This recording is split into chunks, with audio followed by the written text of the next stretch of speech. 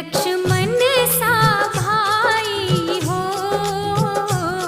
कौशल्या माई हो, स्वामी तुम जैसा मेरा रघुराई हो, स्वामी तुम जैसा मेरा रघुराई हो।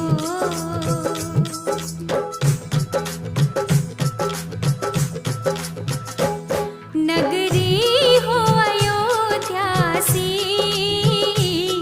रघुकुल सा घराना हो, चरण हो राघव के जहाँ में